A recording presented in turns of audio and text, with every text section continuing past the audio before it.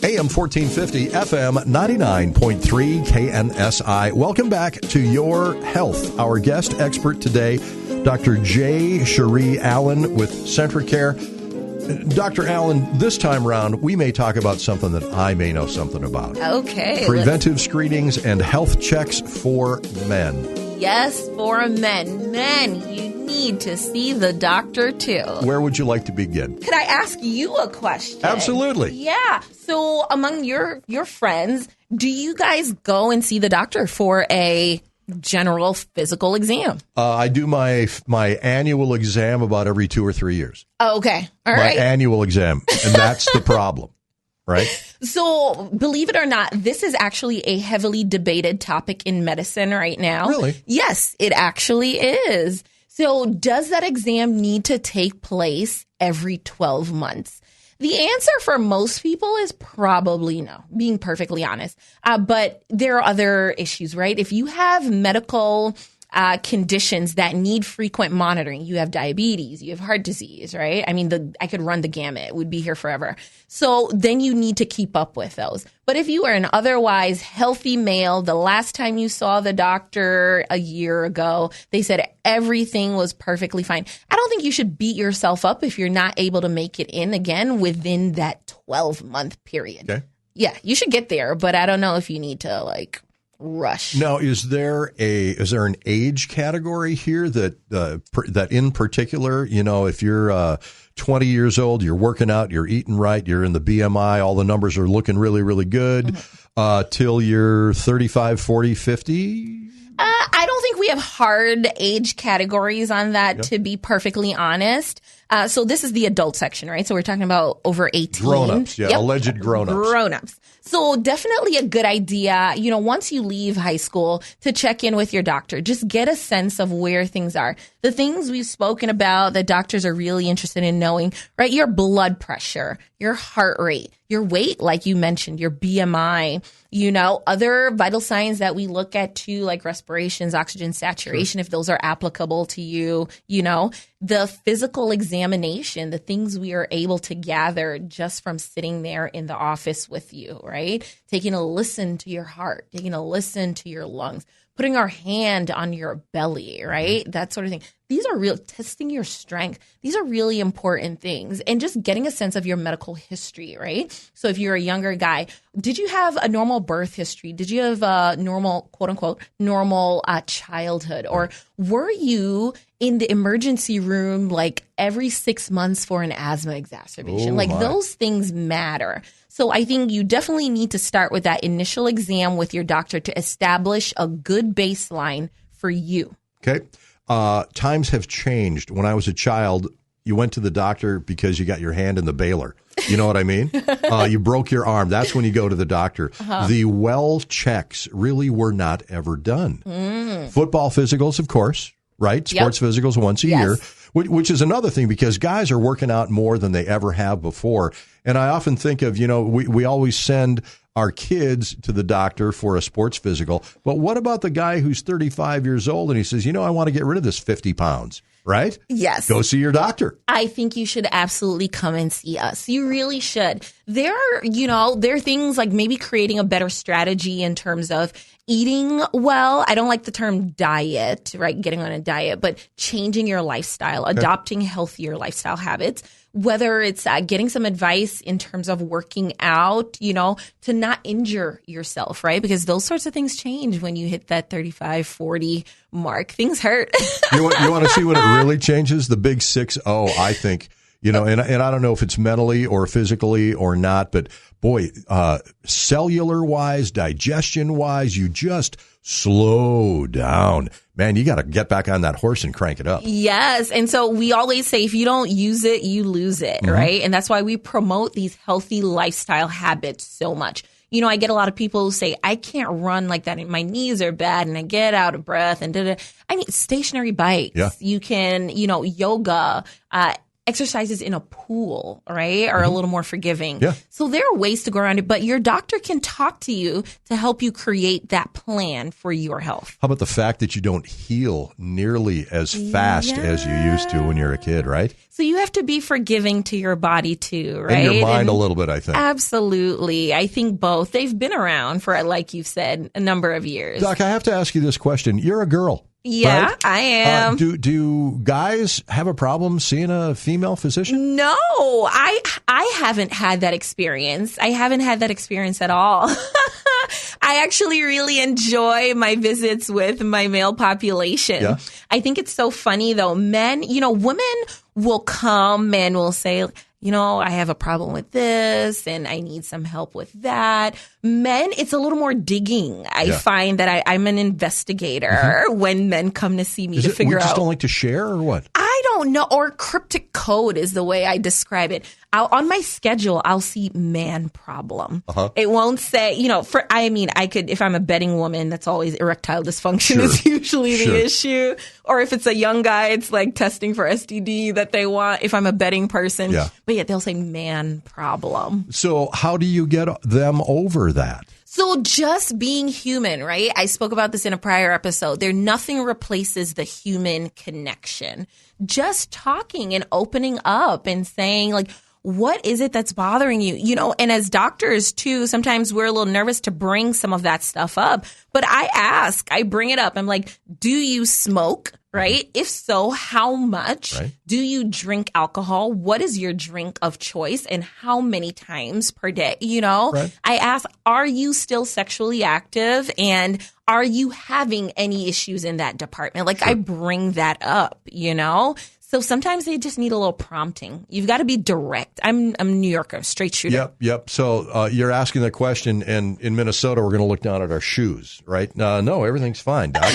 Right? So that's the first tip off. Everything is probably not fine. You wouldn't be sitting here if everything is not exactly fine. Right. Yeah. Our guest this morning, Dr. Jay-Sheree Allen. We are talking about men's health issues this morning, screenings that are very, very important. Let me ask you this. Are screenings for men? I mean, obviously we have a different set of problems perhaps, but are screenings for men and women pretty much the same kind of thing? You talked about colonoscopy, right? Yep. Colonoscopy. So that's still age 50. When you hit that big 50, that's the gift that comes with that. I think very important that you follow through with that. If it's normal, then you're in the clear for 10 years unless you have another medical condition that warrants repeating the exam. Now, the prep is the problem. Yeah. Right? But it has been changed. I've had two. The first one, it was way tougher for the prep. Yes. Way easier the second time. And I'm telling everybody, get yourself screened. Yes. Period. Don't be a wuss boy here, okay?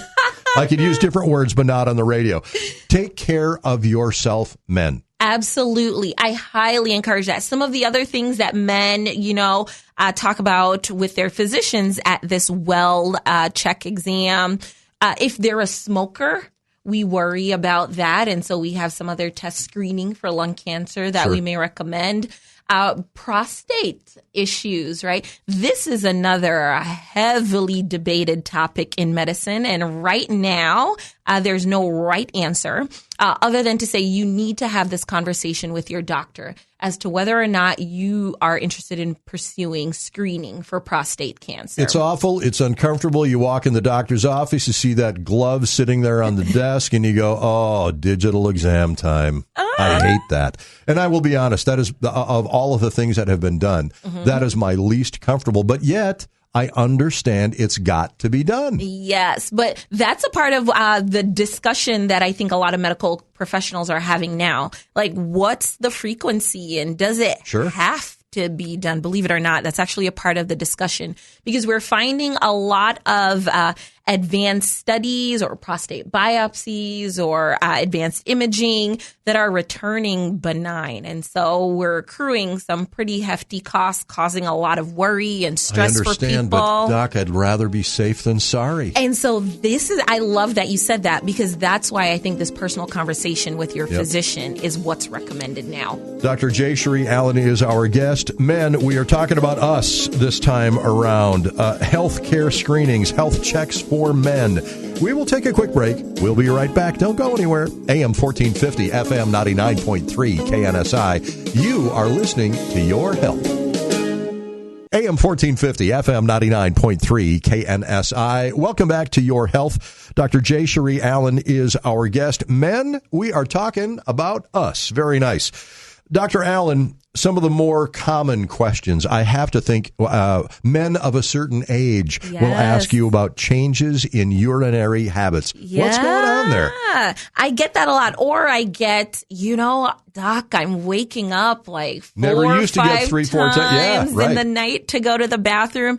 That is so common. So remember, context is important. Right. Family history is important. Your own personal history is also important. But what we find is the prostate actually gets a little larger for men almost over age 50. This is kind of a thing that's going to happen. And so we actually are interested in talking to you about that, right? We have medications that can help, right, to relieve some of that pressure. It's not supposed to get larger? But I mean, it does. It does. But we want to ensure that it's a benign process. Like it getting larger isn't a sign of anything else, right? Okay. So larger is different from if we do an exam and we say there's a lot of nodularity, right, that we're concerned about. Or even younger men, there are, myriad of prostate issues. So infection or inflammation of the prostate too. And we do that exam for younger men and we touch it and they're like flying off the bed because it hurts so much. Really? That's a thing too. Yeah. Prostatitis. So that's why I just love that we're having this segment to say, come in and talk to us and let's get that exam done. Let's get some context or medical history from you and figure out what's going on. Don't just live with it. Amen. Please come get some answers. All right. Chest pain. Oh, yeah. I get this one a lot. So chest pain. So it spans the gamut, right? This can be an issue of you're starting a new workout routine, a new regimen, and you're putting a lot of stress, right, on those muscles in the chest wall, to anxiety, to you could be having a heart attack, right? It spans that gamut. And that's why we're touting context. So in medicine, we call this medical history. The odds of a younger man who tells me, I just signed up for this new gym that opened and now I'm doing all this bench press. And if on his exam, I'm able to touch the spot on the chest and reproduce the pain, that he's probably not having a heart attack, right? Yeah. So you can't ever say for certain, but history matters. History matters. If you tell me, you just lost your job and now you're home all day and the family's kind of coming down on you because you're no longer the provider and you're like worried and nervous and anxious and you score like a 15 on my PHQ-9 and off the charts on my GAD-7, I'm probably still going to work it up because of your age, but I think I have a better understanding of what could be going on. All right, you just threw out some doctor terms. What's a GAD-7? GAD-7. Okay, so in another episode, we talked about depression, and we talked about that PHQ-9. Right. So the GAD-7 is the equivalent for anxiety. Oh. So looking at generalized anxiety disorder with those questions. Boy, you have opened up Pandora's box there. Anxiety causes a ton of problems. Yes. These sweaty palms and heart racing, and there's a trigger. Sometimes people can say, when I'm about to walk into my office, I feel this.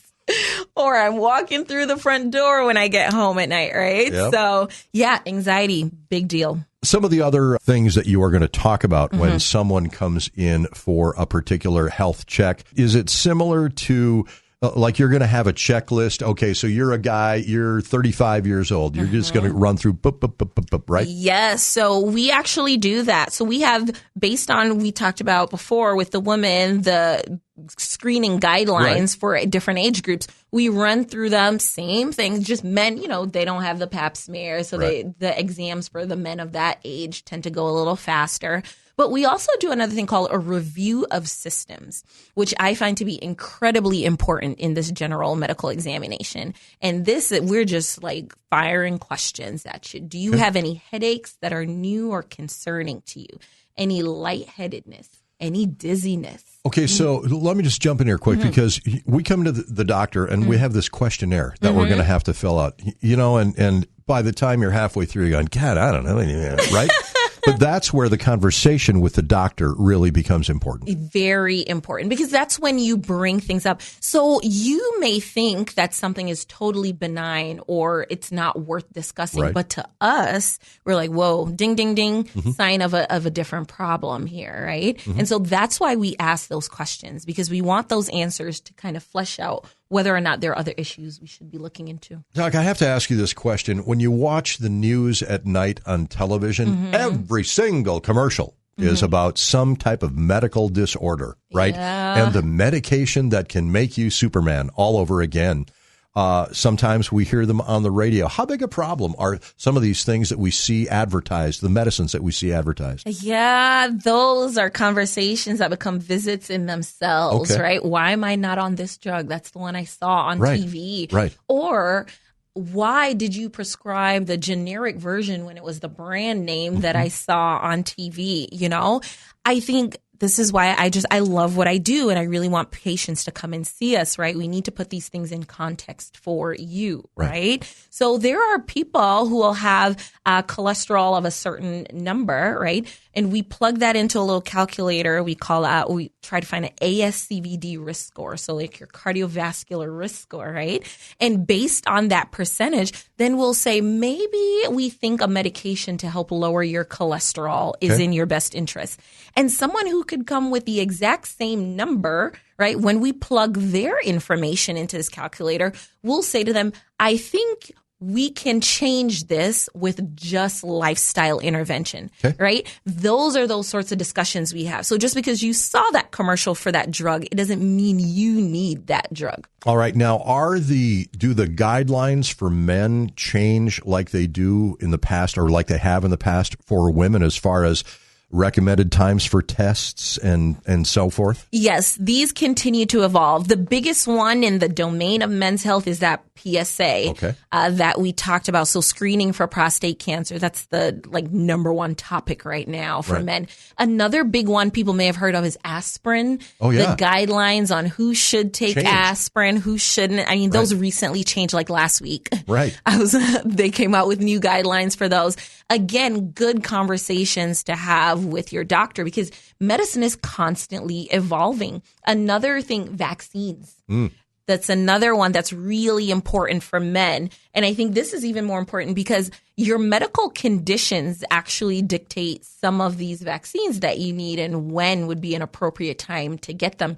Especially, I think of ones like for pneumonia, right? That's important. Shingles. People who smoke, shingles. You know, there's a new shingles vaccine out now that's one of the most effective rates, actually, I've seen. It's upwards of 97 or so %. Oh, here we have a doctor talking about vaccines, and she's for them. I am for vaccines. You and me both. You know, so I'll bring up the shingles one really quickly because I get a lot of questions about that. And, yes, you could still get shingles after getting that vaccine. Right. But actually, the biggest concern that I see a lot of patients have with shingles is that pain, that post-herpetic neuralgia. And so you want to get your vaccine. Get your vaccines, gentlemen. You're listening to Your Health. The doctor just said so. Dr. Jay-Sheree Allen, Your Health on KNSI. We'll be right back. AM 1450, FM 99.3, KNSI. Dr. Jay-Sheree Allen, our very special guest. We are talking about men and our health. Dr. Allen, what about certain tests that we should be having? What about the BHP, a better health plan? I just made that one up myself, right? Good one. See the look on her face. The what?